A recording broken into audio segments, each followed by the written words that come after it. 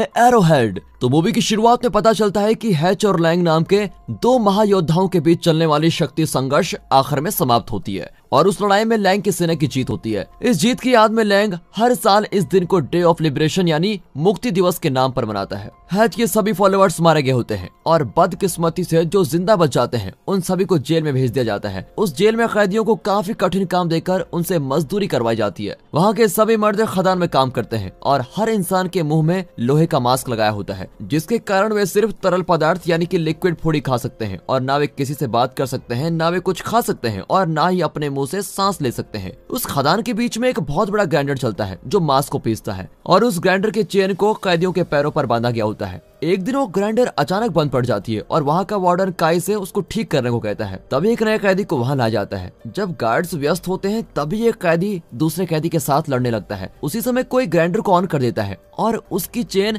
लड़ाई करने वाले कैदी को अंदर की तरफ खींच लेती है। तभी नया कैदी यहाँ वहाँ देखता है और वो भी उस लड़ाई में शामिल हो जाता है। वार्डन फिर उस ग्राइंडर को ऑन करता है, लेकिन इस बार वो इस तरह से उसको सेट करता है ताकि सारे कैदी उसमें फंस जाएं। फिर अपनी और अपनी दोस्तों की जान बचाने के लिए काय उस मशीन के प्रोग्राम को डिसेबल करने की कोशिश करता है, लेकिन तभी मशीन उसको भी खींचने लगती है। फिर काय को एक आइडिया आता है। वो मशीन गन की मदद से उस चेन को तोड़ने की कोशिश करता है, लेकिन असफल रहता है और फिर उसके पास एक ही ऑप्शन बचता है और वो है अपने पैर को काटना। इसलिए वो अपने पैर को काटकर खुद को बचा लेता है। कुछ समय बाद जब काय जागता है तब वो देखता है कि वो हैच के घर में है और अपने नकली पैर को देखता है। हैच उसका मास्क निकालकर उससे कहता है कि वो काफी सालों से लैंग के जेल में लड़ाई करवा रहा है और अब उसको एक कैदी की मदद की जरूरत है। वो कहता है कि तुम्हें लैंग के शिप को इन्फिल्ट्रेट करना होगा और वहाँ की सारी जानकारी मुझे देनी होगी। ऐसा करने से मैं तुमको बाहर निकालूंगा और अपने साथ न्यू हॉलैंड ले चलूंगा और तुम्हारे पापा को बचाने में तुम्हारी मदद करूंगा। असल में काय के पापा के रिलीज होते ही लैंग ने उनकी हत्या करने का प्लान बनाया होता है। एक दिन शिप में बैठकर काय कंप्यूटर को ऑन करता है और एक एयरपीस के जरिए हैच उसे बताता है कि मुझे असल में कौन सी जानकारी चाहिए। हैच उसे वो जानकारी वहीं से भेजने को कहता है और जब काय उस जानकारी को भेजना शुरू करता है तभी उस शिप में कुछ अजीब हलचल होती है और काय उन कैप्सूल्स को पैसेंजर शिप के साथ नीचे भेज देता है और उसका शिप किसी अनजाने प्लेनेट में चला जाता है।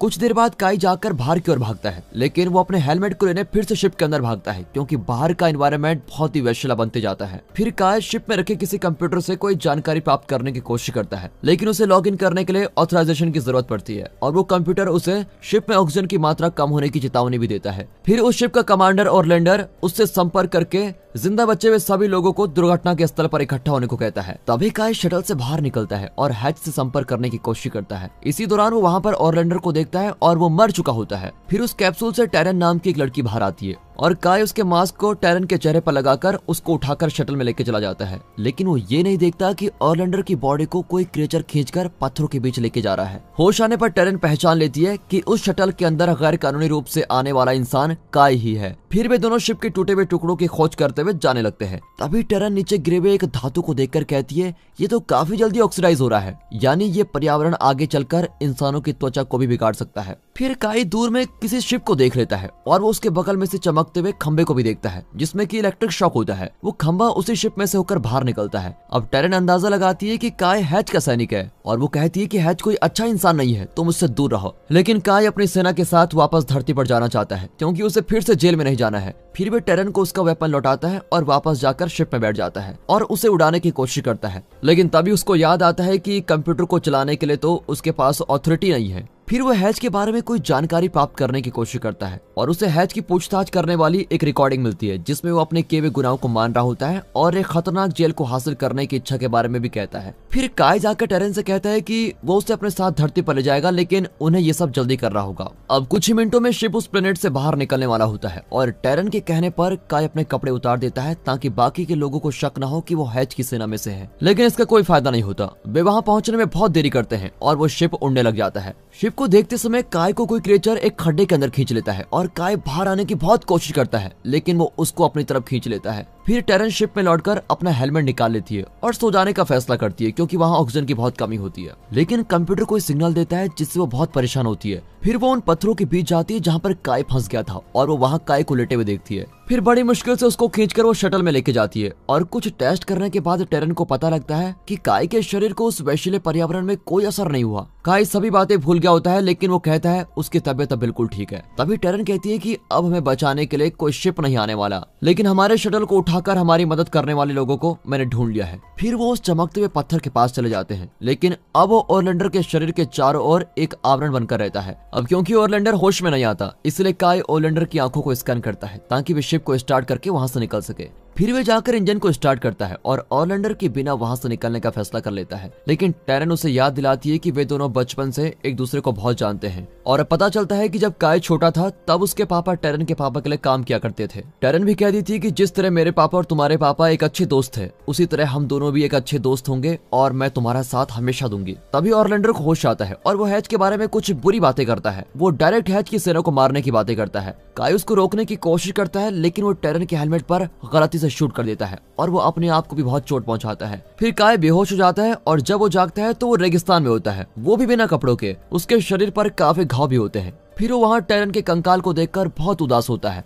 अब रीफ उससे कहता है कि यहाँ आए 34 दिन हो चुके हैं और शटल का इंजन पूरी तरह से जल चुका है, यानी कि अब जिस दिन उसके पापा को छुट्टी मिलेगी वो उस दिन वहाँ पर नहीं पहुँच सकता और उसके पापा को बचाना बहुत ही मुश्किल होगा। फिर वे नीचे गिरे हुए टुकड़ों को लेकर इंजन को फिक्स करने की कोशिश करता है। एक रात वो कुछ अजीब आवाजें सुनकर जाग जाता है और उसे कुछ अजीब तरह का महसूस होने लगता है, लेकिन कंप्यूटर इस बारे में उसको खबर देने के बजाय उसे शिप से बाहर भाग जाने की चेतावनी देता है। फिर काई जल्दी से भागकर एक गुफा में चला जाता है जहाँ पर वो एक बड़े मुंह को खोलते हुए देखता है। वहाँ काई कहीं जाकर छिपने की कोशिश करता है, लेकिन उसका शरीर मुड़ जाता है और वो एक मॉन्स्टर में बदल जाता है। अब फिर से वही होता है। कुछ समय बाद काई फिर से नॉर्मल होकर जाग जाता है, लेकिन इस बार उसे सारी बातें याद होती हैं। वो रीफ से कहता है कि मेरे अंदर के इस क्रिएचर से छुटकारा पाने के लिए तुम मेरी मदद करो। अब काई सोचता है कि वो अपने पापा को बचाने के लिए जेल तक नहीं पहुंच पाएगा, लेकिन फिर कंप्यूटर उसको बताता है सभी लोग 2 दिन पहले जेल से बाहर आ गए हैं। यह सुनकर काई बड़ा दुखी होता है। अब 3 साल बीत जाते हैं और काई उसके अंदर के क्रिएचर के साथ ही अपनी जिंदगी गुजारता है। वो ज्यादातर रात में जुगनू को देखकर अपना समय बिताना पसंद करता है। एक रात शटल में लौटते वक्त वो अंदाजा लगाता है कि कोई उस शटल में आ गया है और वो जमीन पर उसके निशान को देखता है। फिर वे अपने आप को जंजीर से बांध देता है और तभी वहाँ पर क्रिएचर आता है और उस क्रिएचर के पास आते ही काई उसको शूट करके मार डालता है। फिर जब वो शटल के अंदर आता है तो रीफ उसे बताता है कि तुम्हारे शरीर को उस क्रिएचर ने अपने हिसाब से बदल लिया है और कहता है कि तुम पहले मर चुके हो। फिर वे उसे 3 साल पहले की रिकॉर्डिंग सुनाता है जिस दिन टैरन मरी थी। उस रिकॉर्डिंग को सुनने के बाद काई को पता चलता है कि उस दिन टैरन मरी नहीं थी, बल्कि उसे कोई चोट आई थी और वहां से वो दूर भाग गई थी, जिससे उसका नेटवर्क चला गया था और वहां पर वो 2 स्केलेटन ओरलैंडर और काई ही थे। ये सुनते ही काई चौंक जाता है और उसे कुछ भी समझ में नहीं आता। फिर वो रीफ के साथ टैरन को ढूंढने का फैसला करता है। अब अगले दिन रीफ शिप के कोई फंक्शन बदल लेता है जिससे कि वो काम करने लगता है। इससे रीफ बहुत खुश होता है और वे दोनों उस जगह पर जाने लगते हैं जहाँ टैरन आखिरी बार लोकेट हुई थी। फिर चलते चलते वे दोनों एक बड़ी टनल के पास पहुंचते हैं और वहां जाने पर रीफ उस टनल को स्कैन नहीं कर पाता क्योंकि वहां पर बहुत तेज इलेक्ट्रोमैग्नेटिक वेव्स होते हैं। कुछ समय बाद वही क्रिएचर काई पर हमला करता है और काई उसको फिर से घायल कर देता है। इसके बाद काई को एक बहुत तेज आवाज आती है। तभी काई अपनी और ओरलैंडर की बॉडी को पत्थरों के बीच में देख लेता है। फिर वो ओरलैंडर की बॉडी को मारता है जिससे वो क्रिएचर भी मर जाता है, लेकिन वो अपनी बॉडी को नहीं मार पाता। फिर वो वहाँ उसके नकली पैर को देख लेता है और उसको पता चलता है कि इलेक्ट्रोमैग्नेटिक वेव्स उसी में रखी हुई एक मशीन से आ रही है और उसके अंदर देखने पर उसे एक ग्रेनेड मिलता है और इससे वो समझ लेता है कि हैच सिर्फ उसका इस्तेमाल कर रहा था। फिर उसे आसमान में काफी सारे एस्केप पॉड्स क्रैश होते हुए नजर आते हैं। ये वही एस्केप पॉड्स हैं जो 3 साल पहले उसको छोड़कर चले गए थे। फिर उसे आसमान में एक स्पेसशिप भी दिखाई देती है और तब काई तुरंत अपने शटल में जाकर हैच को डाटा ट्रांसफर करने लगता है और इससे वो स्पेसशिप वहीं लैंड हो जाती है। फिर उस स्पेसशिप से 2 लोग बाहर निकलते हैं और उसके शटल के पास आते हैं और उनमें से एक हैच होता है। हैच काई को मारकर उसको बेहोश कर देता है। फिर कुछ समय के बाद जागते ही वो देखता है कि उसे जंजीर से बांधा गया है। फिर हैच उसे अपना हाथ दिखाने को कहता है और उसे स्पेसशिप की सारी जानकारी देने को कहता है। पहले तो काई उसको मना करता है, लेकिन फिर हैच की धमकी देने से वो उसे सारी जानकारी बता भी देता है। ये सब जानकारी उसके कंप्यूटर में होती है जो शटल के बाहर है। फिर हैच शटल के बाहर जाकर उस कंप्यूटर में देखता है, लेकिन उसे कोई जानकारी नहीं मिलती और इसलिए वो ग्रेनेड को एक्टिवेट कर देता है। लेकिन काई ने पहले ही उस ग्रेनेड को कंप्यूटर के साथ लगा दिया था और वहीं वो ग्रेनेड ब्लास्ट होता है। यहाँ हैच का एक आदमी टैरन को मारने की कोशिश करता है और इससे काई को बहुत गुस्सा आता है और वो उस क्रिएचर में बदलकर उस आदमी को ही मार डालता है। फिर गुस्से में वो रीफ पर भी हमला करता है और इससे रीफ के टुकड़े टुकड़े हो जाते हैं। फिर टैरन के शांत करने के बाद उसका गुस्सा चला जाता है। वहाँ हैच आता है जो ग्रेनेड के ब्लास्ट होने से जख्मी हो गया है और वो काई को शूट करने लगता है, लेकिन फाइनली काई अपने टेंटिकल से उसको मार डालता है। फिर काई रीफ और टैरन के साथ हैच के शिप में वहां से निकल जाते हैं। और दोस्तों, इसी के साथ ये मूवी यहाँ पर खत्म होती है।